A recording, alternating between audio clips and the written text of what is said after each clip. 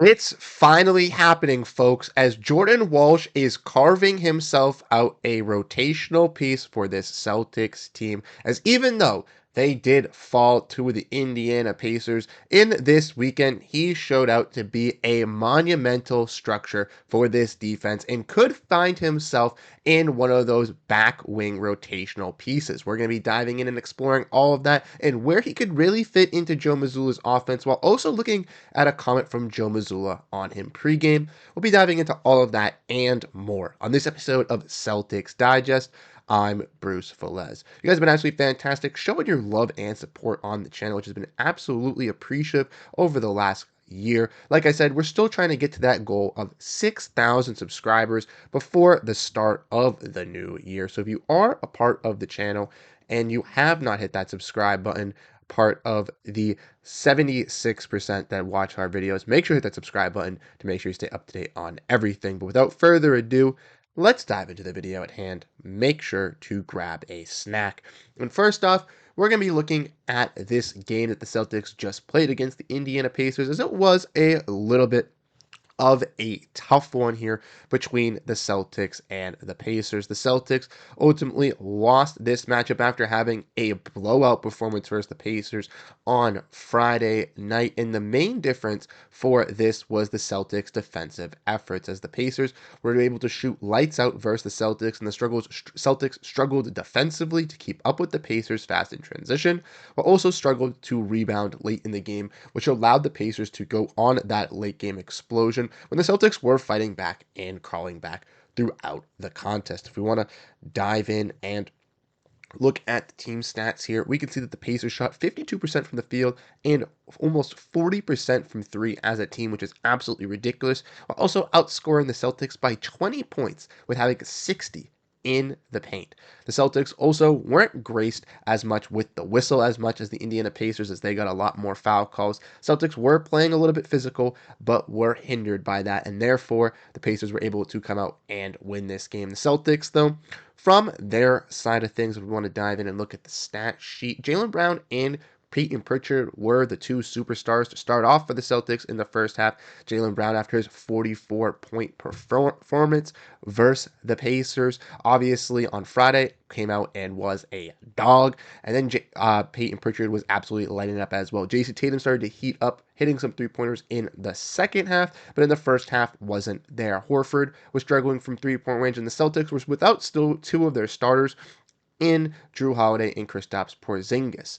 Now, for Sam Hauser, he was placed into that starting lineup. He had some big-time shots for the Celtics, but besides that, no one necessarily stepped up besides Jordan Walsh, who played an impactful game on the defensive side. And you might be looking at that stat sheet, you might be saying, Bruce, what do you mean he played a big game? He had 0 points, but we're going to be diving in and breaking all that down in just a little bit. Like I mentioned, the Pacers here, from their type of performances, Andrew Nembhard woke up like those Eastern Conference Finals, was back at it again. Barrett Mathurin hitting shots, Miles Turner was getting rebounds. Overall, a good performance from the Pacers tonight. And the Celtics have now lost 4 of their last 6 games, and they're a little bit of a losing streak. Some fans might be overreacting, but me personally, I am in the no stress zone. The Celtics were without 2 of these starters. They just beat this Pistons team in pretty convincing fashion just the other night without these 2 starters. So I think there's no worry, nothing to be freaking out about with this Celtics team.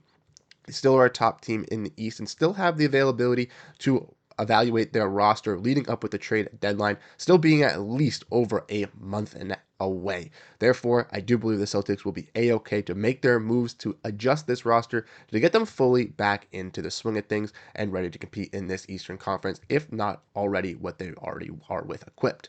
Let me know what you guys think down below in the comment section, what you thought about the loss, but I want to dive in and talk some more about a big time player and the bright spot of today's game, which is Jordan Walsh, as he is a player who is ready and is delivering for this Celtics team, ready to step up. And it's finally happening for Jordan Walsh. If you guys don't remember, Jordan Walsh was brought onto this team last year, drafted in the second round when the Celtics traded back multiple times. And Walsh was viewed as the Celtics' top 25 pick where they originally had the first round pick, where they were able to trade back multiple to get additional draft capital, was still securing their guy they felt was a first round target. And for a guy like Walsh last season, he was brought into this wing group, and I personally thought he could be one of those hustle guys, maybe a Grant Williams-esque type of replacement, guy who does all the dirty work, sits on the corner, maybe able to hit some clutch threes for you when needed, but realistically he's going to be a small ball 5, a little bit of a bigger 4 that is going to work his tail off on the defensive side and be a gritty, grimy defender. And Walsh displayed that on media day as well. Unfortunately, with having O'Shea Brissett and Lamar Stevens with their little bit more NBA ready experience, they got that runtime over a player in Jordan Walsh. But Jordan Walsh himself was able to fight for it in Maine and was one of the better producers on that Maine Celtics team while still being on a guaranteed deal here. And with the Celtics not bringing back O'Shea Brissett and seeing Jordan Walsh having a pretty solid summer league, they thought that Jordan Walsh would be able to take over and take this leap into this lineup. And for Walsh, he's had some sporadic minutes here and there, but in these 2 games versus the Indiana Pacers has really showcased the Celtics fans what he truly can do on the defensive side and bring himself into that O'Shea Brissett role, where I believe he's the type of player that could average 8 to 10 minutes tonight as a gritty, grindy, lengthy defender for this squad, and may be a reason why the Celtics don't have to go after that 3-and-D wing on the trade market. If we want to look and dive into all of this, first, let's look at this quote here, courtesy of Joe Mazzulla from the Boston Celtics, as he had to say this about Jordan Walsh before the game, where he says, Jordan Walsh is earning the respect of everyone around him through his attitude and work ethic. He also said Walsh has given the Celtics some great defensive possessions this season, and his shot is improving. And I would agree with Mazzulla on this one. We saw Walsh get a lot of run on that Friday game versus the Pacers, and we saw him in 21 minutes get 9 total points, shoot 60% from the field, 60% from 3, with 5 rebounds, with 2 assists and a steal. And that is what you want, or a block, excuse me. And that's what you want to see out of a player in Jordan Walsh. A defensive workhorse, a guy who is going to give it his all. Tonight, Walsh did struggle offensively, missed a layup on a pump fake there with 2 guys all slimed over him, did miss a wide open 3-pointer, but was able to do the integral little things he is supposed to do. Get those rebounds, get those steals, and get those blocks, and be that defensive workhorse. And like I said, for Jordan Walsh, his stats and what he brought today for the Celtics is not shown up on that stat sheet, but he is well deserving of the minutes that he was showed today, and played impeccable basketball as one of those bright spots. When I see Jordan Walsh out on the court, he is giving it his all, sliding in between defenders, making sure he's playing the loose ball. Like I said, on that one play where he missed the layup, he went and got a big offensive rebound off a Tatum missed 3. Pump fake, got both guys to jump, and still went for the layup.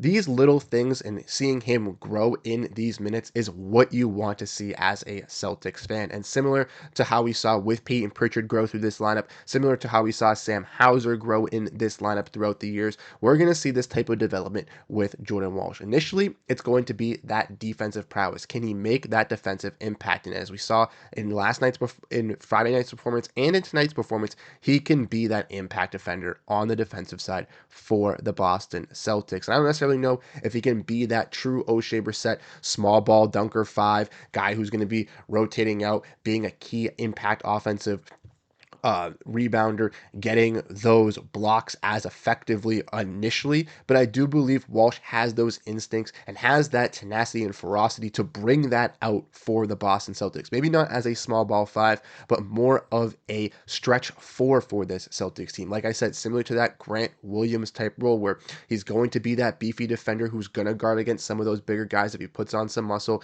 can fight down low, can be that aggressive bulldog for you down low, but also can stretch out, hit some shots for you when needed. Like I said, with Walsh, that was not consistent tonight, and we've seen some inconsistencies with his shot throughout his tenure in Boston, but throughout his career, I believe that his shot will be solidified. This is just his second year in the NBA, and last year he didn't spend barely any time, and this year he's been part of that stay ready group, so he hasn't been gifted that much opportunity. And I think with Sam Hauser, we did see tonight him look solid from shooting, but dealing with these back spasms, possibly missing some time, maybe not being the most consistent three-point shooter this season for the Celtics. I think a player like Jordan Walsh, if that three-point shot does come down, he could be that replacement for Hauser if he's having an off three-point shooting night, or if not, and Hauser is playing good, he can be that extra wing defender to add on from some size if the Celtics go up against some bigger opponents, or if the Celtics do desperately need that defensive intensity and Hauser isn't giving to them, or they do need that extra body on the defensive side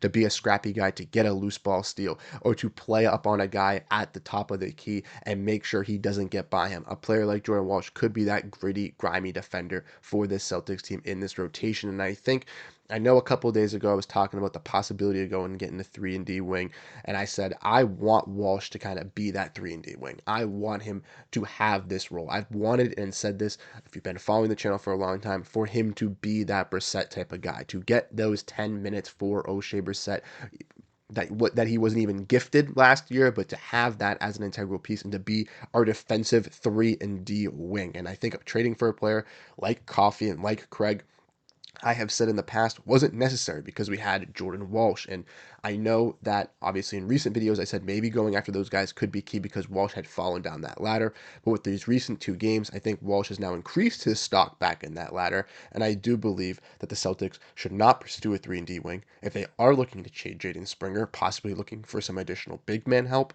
or potentially looking to bring up Drew Peterson as an extra shooter and scorer, and believing in Jordan Walsh and believing in what he can bring to this team as a 3-and-D wing. But let me know what you guys think down below in the comment section. Like I said, I think this is absolutely fantastic for the Boston Celtics. It's finally happening for Jordan Walsh, as he's very deserving of cracking this rotation and getting this opportunity. And I truly think Joe Mazzulla is giving him this time to shine right now. And if we see him keep continuing to get more and more minutes, he's going to have a solidified role within this squad. But let me know what you guys ultimately think down below in the comment section, how you ultimately feel about this Celtics team. And I'll catch you guys in the next video. Have a great rest of your night, and go Boston Celtics. Peace out, everyone.